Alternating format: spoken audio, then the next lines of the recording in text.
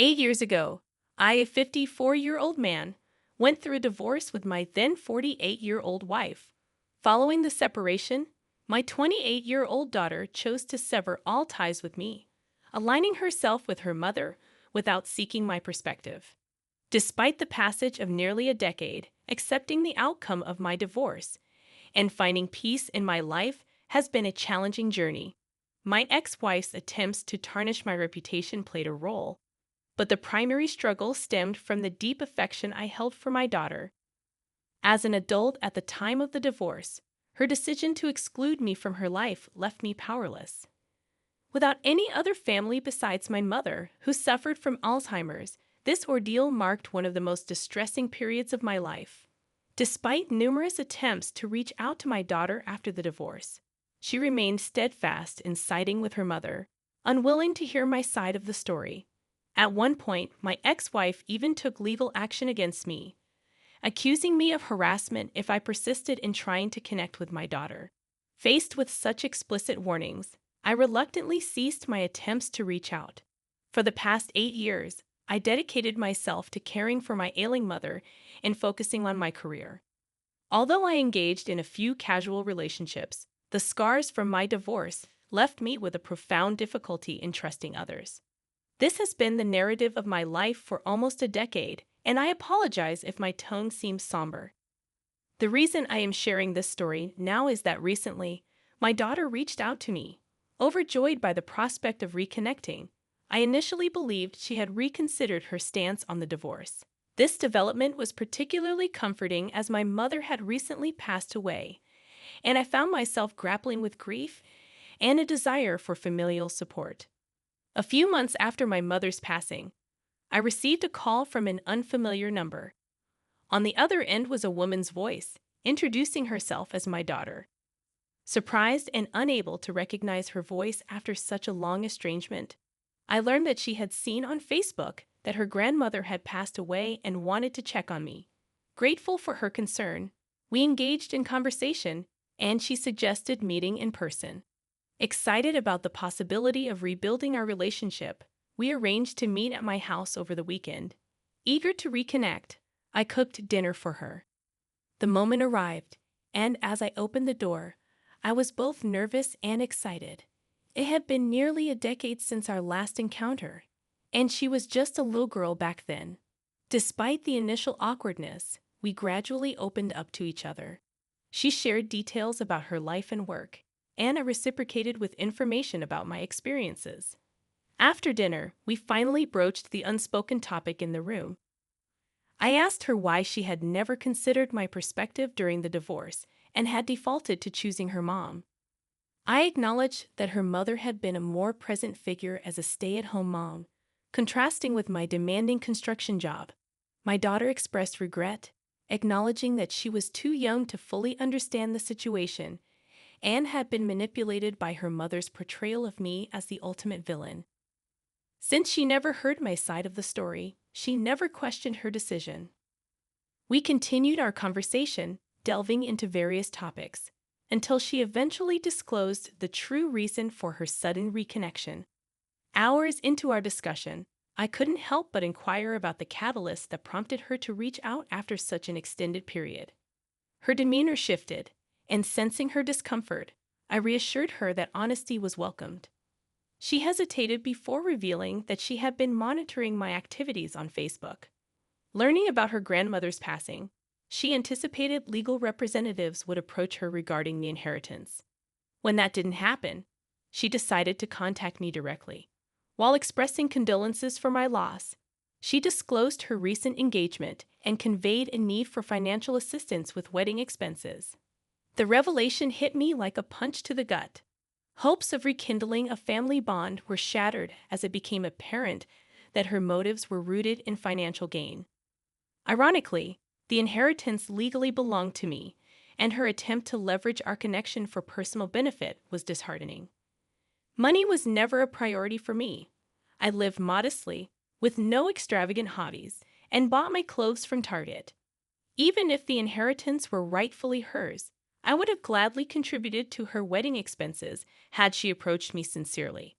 Amidst the whirlwind of emotions, I maintained composure and questioned if financial support was her sole objective.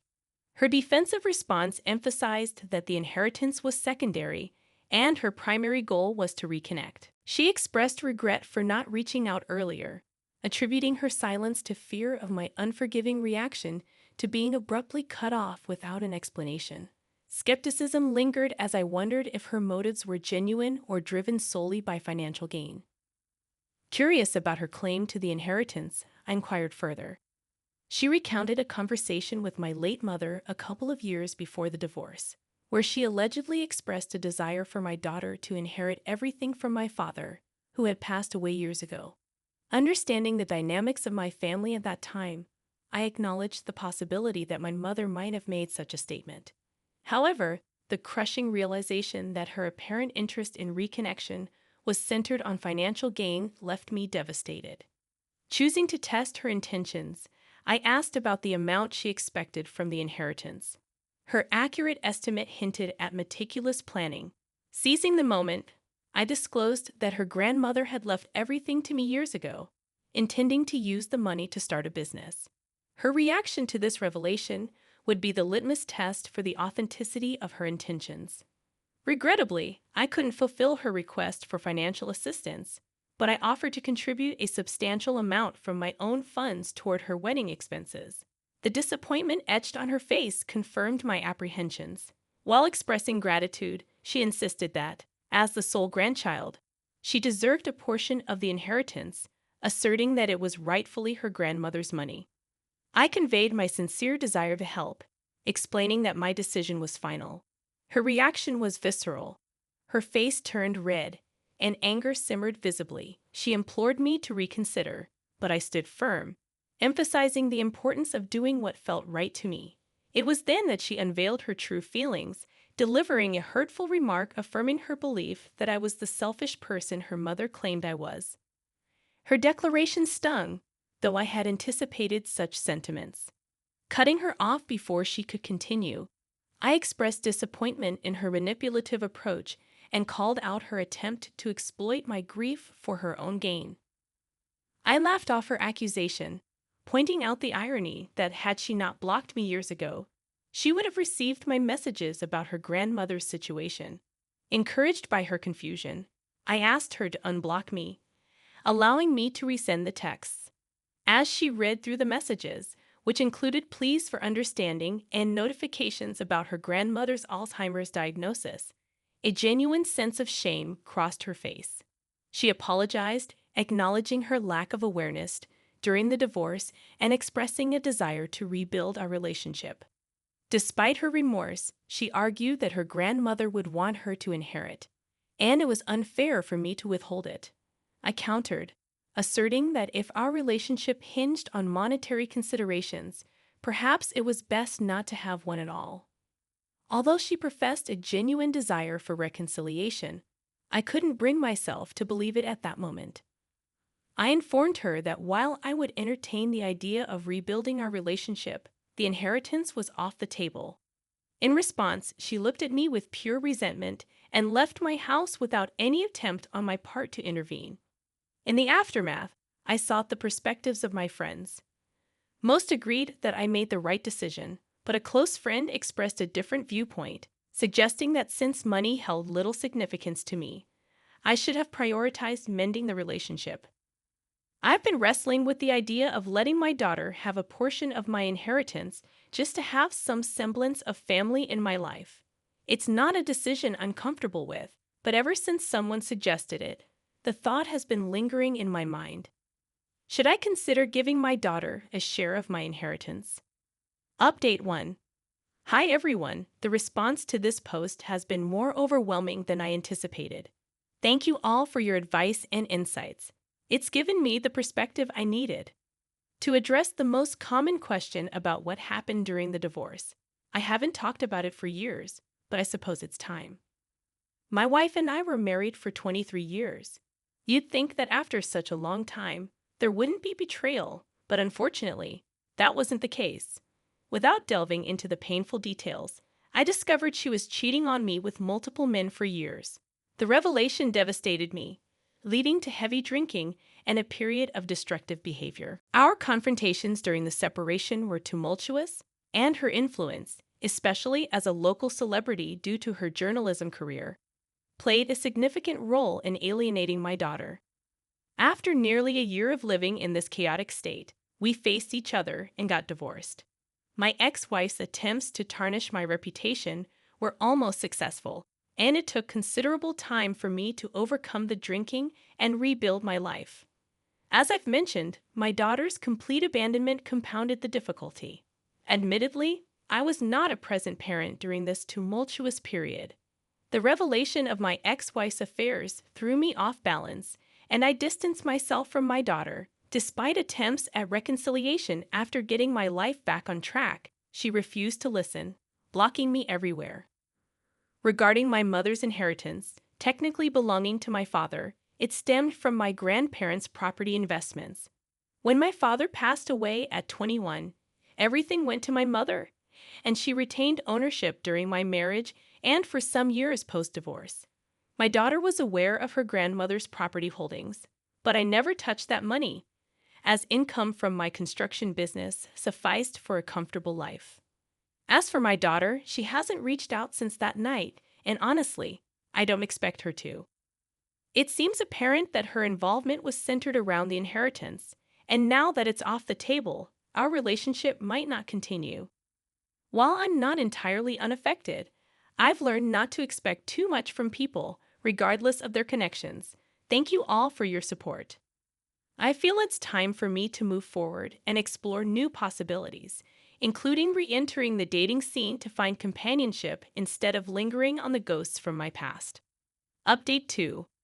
This week has been quite eventful. Coming back from work, contemplating an outing with friends, the doorbell unexpectedly rang, revealing my ex-wife. A sight that shook me to the core. She had undergone changes in appearance, making recognition take a moment. Despite the awkwardness, I invited her in when she expressed the need to talk. Small talk ensued, leading to her revelation that our daughter had informed her about the inheritance. This expectation didn't surprise me. She acknowledged the difficulty of the divorce on me and urged me not to punish our daughter. Paralleling my daughter's sentiments, she emphasized her youth during the divorce and the inevitability of her siding with her mother.